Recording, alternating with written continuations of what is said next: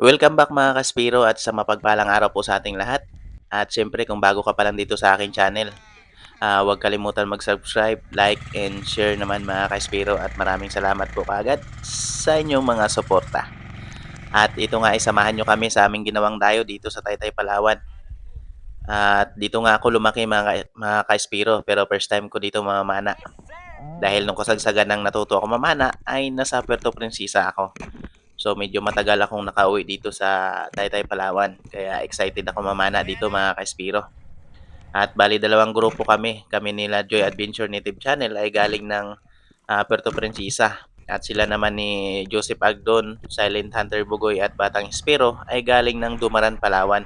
At bali magkikita-kita na lang kami sa bahay at doon kami magpapalipas ng gabi at kinabukasan ay magbiyahe na kami. Kaya let's go!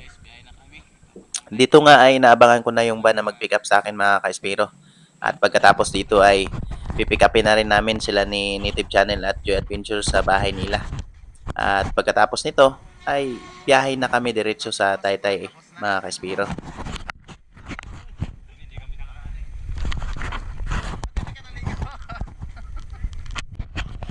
Makalipas nga yung 4 na oras na biyahe mga ka-Espiro, finally narating na namin ito yung Sitio Arado Dos, Taytay, Palawan. At dito nga pala yung bahay ng aking mga magulang, ayan. Medyo nire-repair pa mga ka-Espiro dahil nga uuwi din dito yung aking pamilya. Kaya sama-sama kami dito magpapasko at dito na rin kami mag-New Year. At dito nga ay binababa na namin yung aming mga kagamitan mga ka-Espiro. Kita nyo naman kung gaano kadami yung aming mga gamit kaya kailangan talaga namin mag-commute.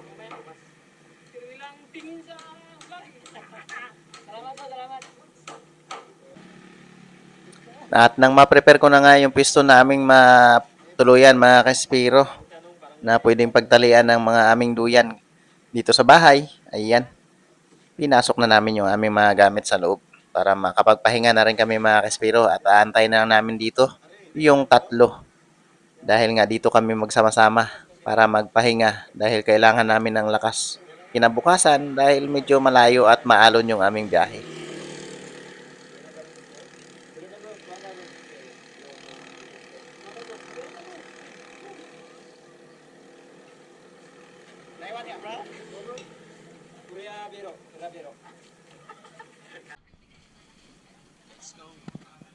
Kinabukasan nga ay maaga kami nag-prepare at nagbiyahe patungo dito sa San Lorenzo, Aplaya or Bakawan dahil nandito yung bangka na aming sasakayan na gagamitin sa aming dayo. Bali, dalawang bangka pala yung nirentahan namin dito mga ka-Espiro dahil ayan, marami kaming mga gamit at medyo maliliit yung bangka kaya talagang kailangan namin ng dalawang bangka dahil maalon pa yung time na to na pag-alis namin dito mga Kaspiro. Malakas yung amihan. Kaya ito, kanya-kanya at busy-busy kami dito maghakot ng mga gamit patungong bangka. At ito nga ay medyo masikip pa yung daanan dito at yung tulay na kawayan ay medyo delikado pa. Kaya todo ingat din talaga. Baka hindi pa makarating sa spot ay baldado na.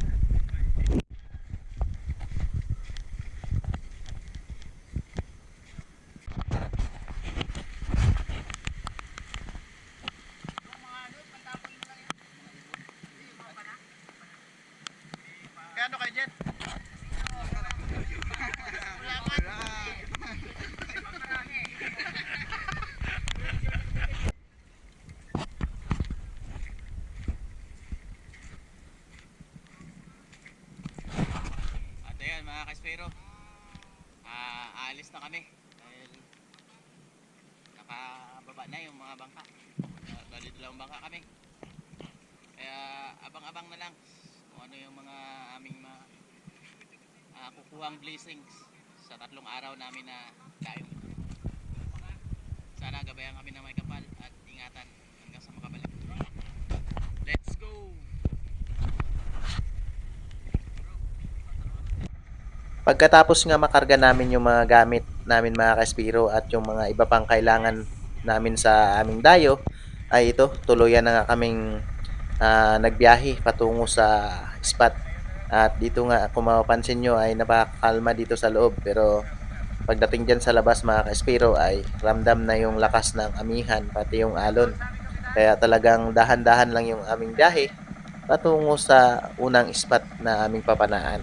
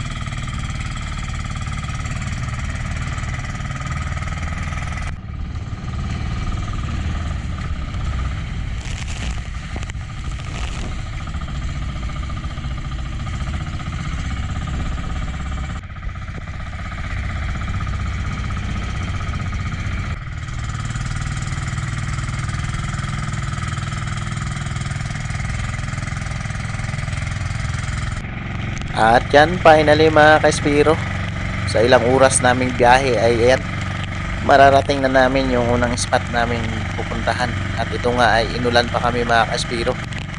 Malamig na nga ay dinagdagan pa talaga.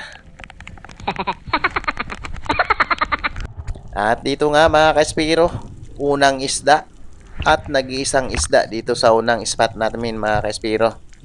Dahil nga napakaliit lang din ng islang ito. Tapos 6 pa kami kaya takbuhan lahat ng isda mga kaspiro.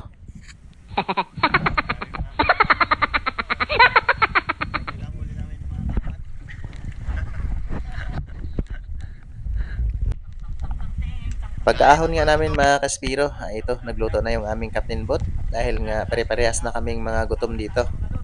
At syempre, pagkatapos namin kain dito, ay wala namang ganong isda dito sa unang spot na pinuntahan namin, ay nag-decide na kami na lilipat kami doon sa area kung saan malapit sa aming tutuluyan para magpalipas ng gabi.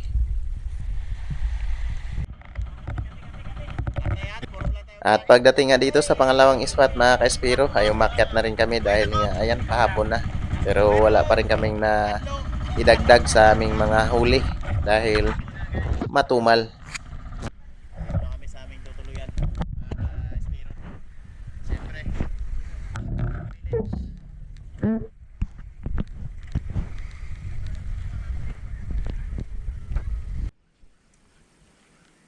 Good morning. Morning kasal.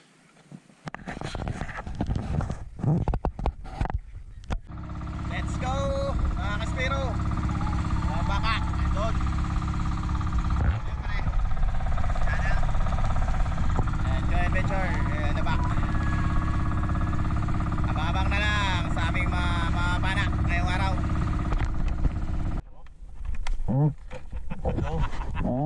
Yes sir. Hari nila ang ating kapitan, kaya let's go! Pana na! At dito nga mga kaspiro, kahit na medyo malabo yung visibility ay talagang napaka-excited ko manghunt dahil nga napakaganda ng mga formation ng mga bato dito. Mababaw, tapos palalim, tapos napakaraming mga malalaki at crack na bato. Talagang tirahan ng malalaking isda mga kaspiro. Kaso nga lang ay talagang halos hindi rin makita yung ilalim kapag nasa taas ka na. Dahil nga malabo talaga mga kaspiro.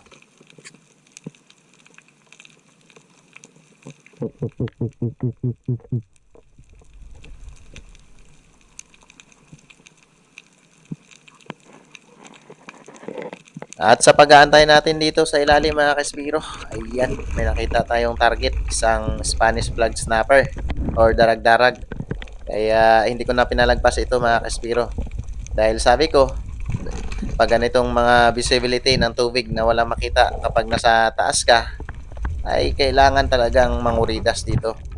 Sayang din kasi yung pagod ng pag-antay sa ilalim mga Kaspiro. Kung mayroon din naman na good size na pwedeng tirahin, ay tirahin na para hindi lugi.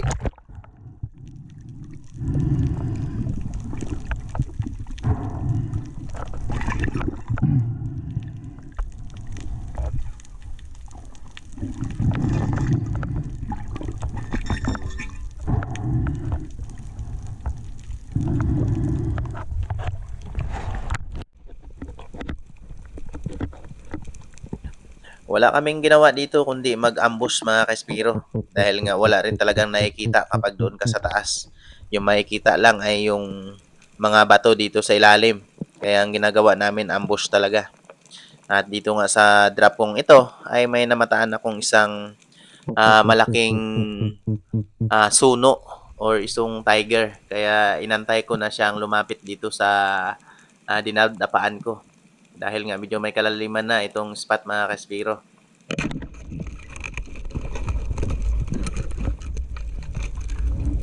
Pagkatira ko nga ng suno mga Kaspiro ay hinawakan ko talaga yung tali ng ating buya. Dahil mahirap na kapag isinuksok niya pa ito doon sa malalaking crack na bato. Mahirapan tayo mag-retrieve at medyo nakakatakot pa dahil nga first time natin dito sa spot. Kahit naman sino ay talagang medyo kakabahan pa. Lalo't na ganitong labo. At kung mapapansin nyo, ayan, bato lang yung makikita mga Kaspiro. Pero yung isda ay hindi nakikita sa ilalim. Kaya todo ambush talaga yung ginagawa namin dito.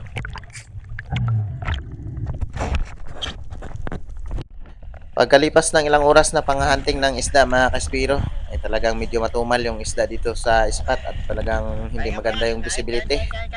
Ito, nag-decide na kami na umahon at magpahinga para magluto at kumain dito sa maliit na isla. Pagkatapos nga namin kumain mga Kaspiro at makapagpahinga ay nag-decide na kami na lumipat dito sa kabilang spot. At nung pagdating nga dito ay pagbaba ko pa lang sa bangka ay nakita ko kaagad itong isang lifty na pumasok dito sa butas. Kaya bumalik ako sa bangka at nanghiram ng flashlight kay Native Channel. Dahil nga sayang din, malaki pa naman ito. Kaya ito yung nangyari. Medyo nahirapan pa ako dito mag-retrieve mga Kaspiro. Pero ayos lang din dahil nga nasa mababaw lang na area ito. Nasa 4 meters lang mga Kaspiro.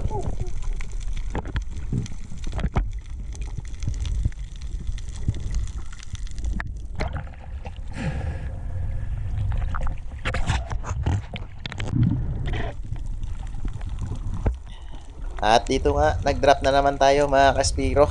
Panibagong ambush na naman ang ginawa ko dito. At dito lang ako sa taas ng wall. At kung mapapansin nyo ay napakaganda talaga ng mga kumpul-kumpul ng mga bato dito sa ilalim. Ayan, oh, may mga kuiba-kuiba pa dyan. May nakakatakot lang talaga magbaba dyan sa ilalim mga Kaspiro dahil nga yung visibility ay halos walang makita sa paligid kaya nakakakaba rin mga Kaspiro. Baka mamaya gulatin pa tayo ni Shark.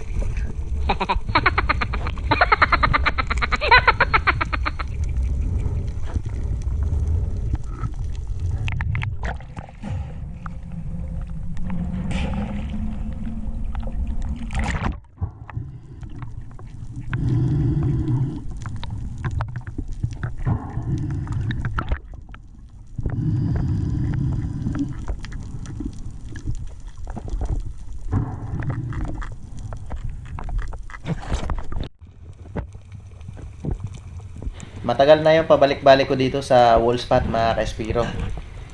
Pero wala talaga akong nakikita o nararamdaman lang na malalaking isda dito sa ilalim. Kaya itong mga yellow spotted trevally na lang yung aking pinagtuunang pansin na panain para makadagdag naman sa mga huli namin. Dahil nga napakakunti pa lang ng huli namin mga ka-Spiro. Luging-lugi yung aming lakad dito. Pero kahit ganun pa man mga ka-Spiro, lagi pa rin tayo magpapasalamat sa Poong May Kapal kung ano yung mga blessing na ibibigay sa atin. Dahil po lahat ng ating makikita at makukuha ay isa po yung blessing na binibigay sa atin ng mahal nating Panginoon. Kaya lagi po nating tandaan sa lahat ng mga Espiro na pag ganito pong gagawin natin na hanap buhay ay lagi po nating palakasin yung ating pananampalataya at ang ating kalusugan mga kaspiro. Dahil yung hanap buhay na pamamana ay hindi basta-basta. Kailangan talaga ng fully energetic ka para masustain mo yung hanap buhay na ganito. Dahil sa lamig pa lang mga kaspiro, baka 2 oras pa lang susuko ka na.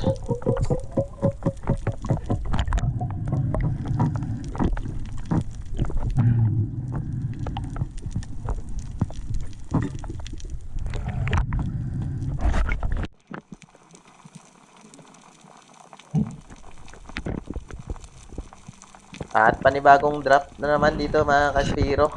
Bali magkahiwalay na kaming tatlo dito nila ni Native Channel at ni Joy Adventure. Sila papuntang taas, ako papuntang baba naman. At dito lang ako nag-aambos sa taas ng wall. Inaabangan ko lang na may lalabas or aahon na malaking isda. Pero talagang napakatumal mga kaspiro. Siguro na rin dahil nga walang kagos-agos dito sa area. Kaya talagang territorial lahat ng isda naming mapapana dito.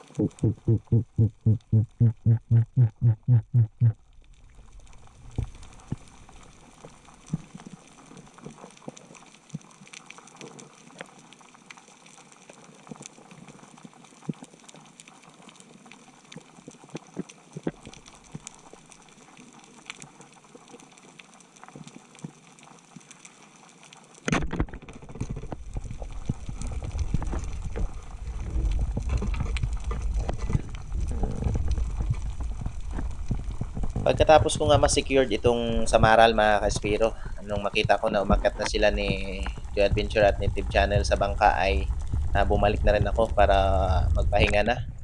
At nag-decide na rin kami na bumalik sa aming tinutuluyan para makapagpahinga ng maaga para makapagplano ng panibagong gagawin naman kinabukasan. na, wala ikwa. Aw, meron din. Kunti.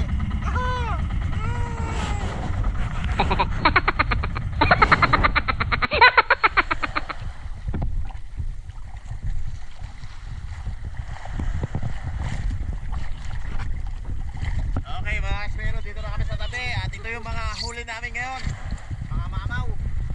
Wala nga makama. Ay! Ang champion ngayon. Siyempre, silent hunter boy.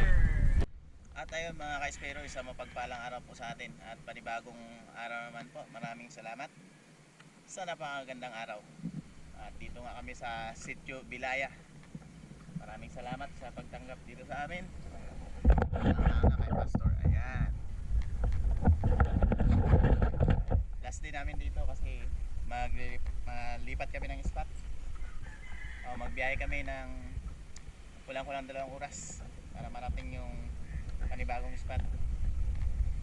Kaya maraming salamat and good luck. Sana makarami kami ng huli ngayong araw dahil kunti pa lang yung aming napana kahapon.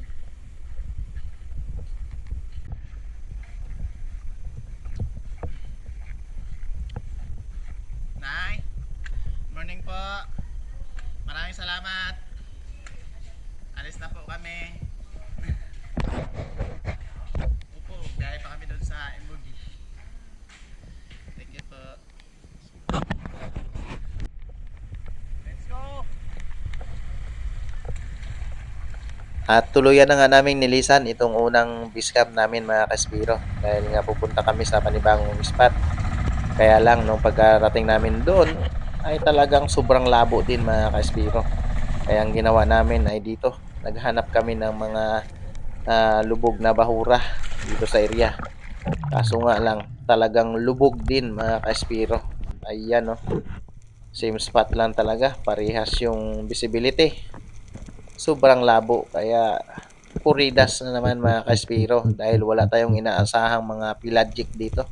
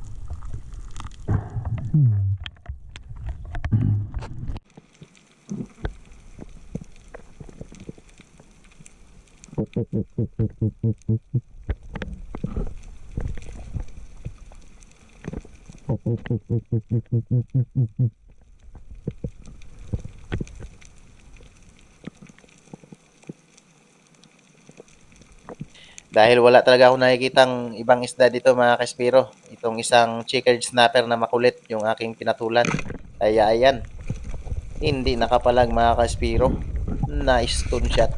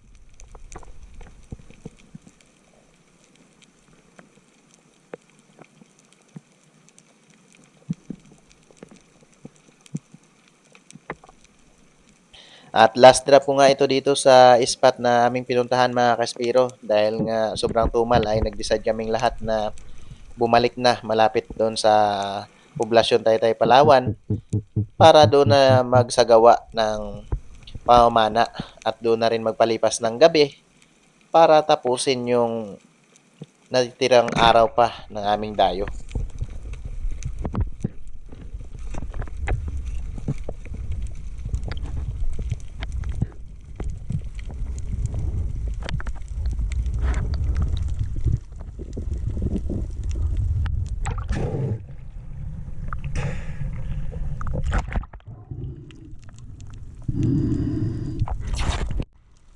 At finally mga ka-Espiro, nung paglipat namin dito malapit sa poblasyon Taytay Palawan, ayan, nakatira na ng tangigi si Joy Adventure. At dito lang yan malapit sa Apulit mga ka-Espiro. Isang malaki na tangigi yung kanyang napana. Ayos. Wow.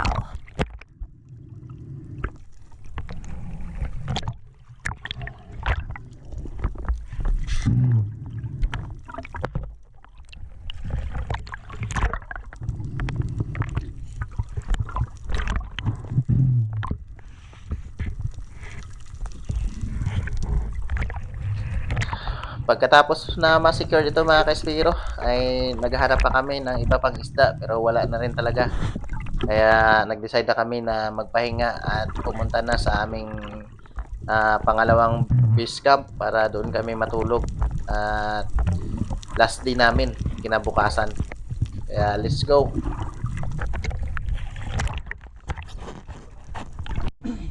Ayun, update mga ka-Espero. Good morning sa lahat. Dito na kami sa Prolar Resort. Dito sa Taytay, Palawan. Nag-usap-usap na yung mga Espero kung ano pang gagawin. Tayo mga kaspero. Nisin namin ngayong araw kung mamana ka ba kami. Mga kaspero. Mamana muna. Kaspero nagplano. Kasi pauwi na kami. Manihapon, manihapon. Ay, manihapon. Ayun si Batang Espero, nagalulo pa.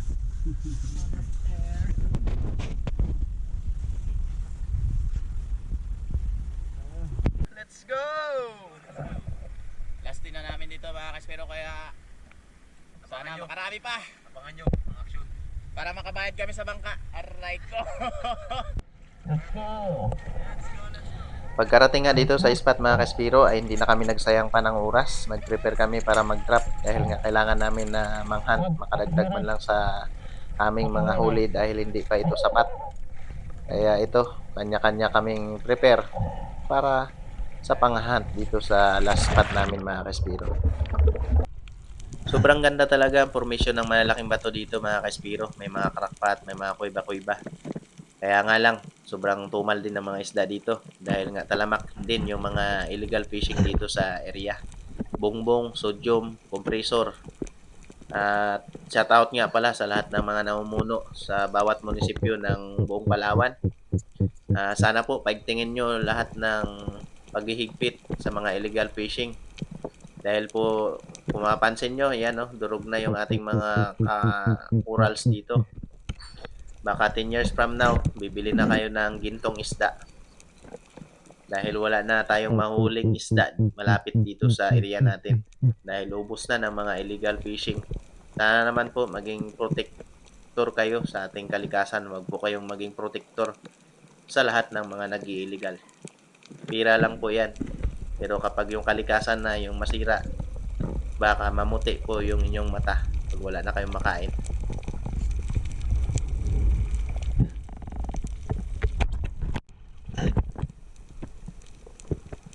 At sa dive nga ito mga Kaspiro, talagang nagkabulagaan kami dito ng isang malaking luba or marble grouper. Kaya ayan, nung pinahabulan ko ng pana mga Kaspiro, ay hindi na talaga tinamaan dahil medyo malayo na yung isda. Napakasayang talaga. Ang laki pa naman mga Kaspiro.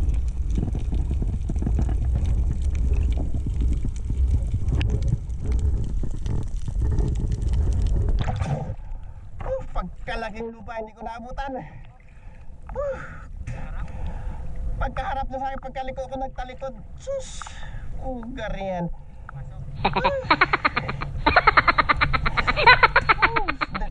Tingnan mo dyan sa kabila bro. Oh.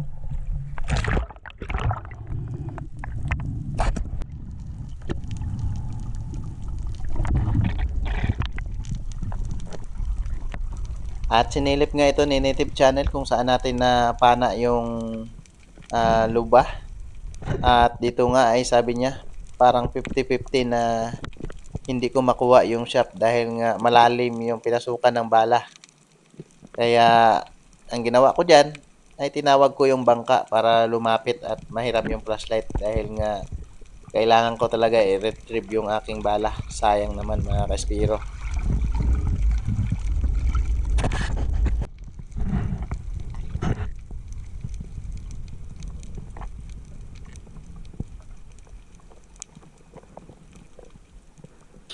At dito nga ay matagal talaga yung pahinga ko sa taas mga ka-Espiro para marami akong mabaon na hangin. Dahil ayan, kung mapapansin nyo ay talagang napakalayo ng pasok ng ating shop. Kaya ang ginawa ko dyan ay pumasok ako ng konti talaga. Ano naman, maluwag naman yung katawan ko. Kaya mabilis lang din ako makalabas. Kaya ayan, finally. Mabuti na lang at hindi talaga sumabit yung ating flapper mga Kaspiro. Kaya sobrang tuwa ko dito na na-recover ko pa yung aking shot.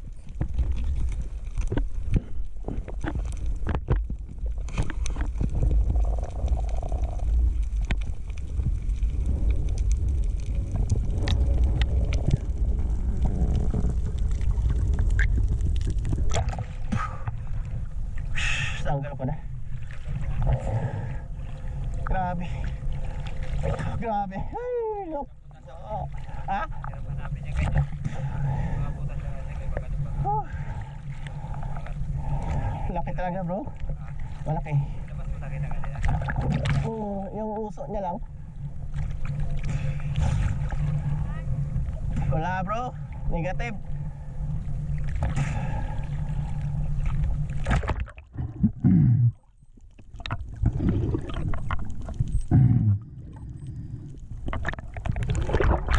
Bro, ano man lang yan. Malawak man yung ilalim. I-plastata mo yung ilalim. Kita man siya. Hindi ko pa na flashlightan lahat eh. Oh, yung shop. Okay na yan.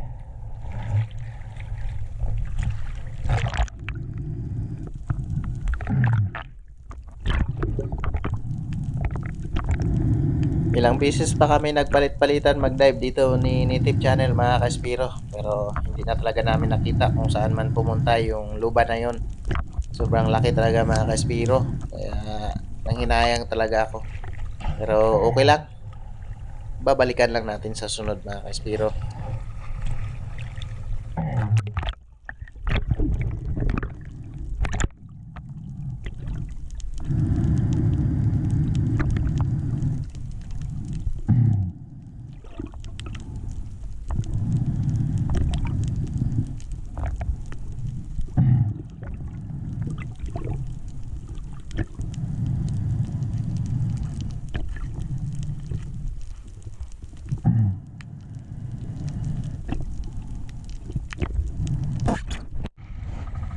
At pagkatapos nga namin sumisid mga Kaspiro doon sa last spot namin na ito, nag-decide na kaming lahat na bumalik na dito sa poblasyon para naman makapagpahinga at nang maibinta na yung aming mga huli.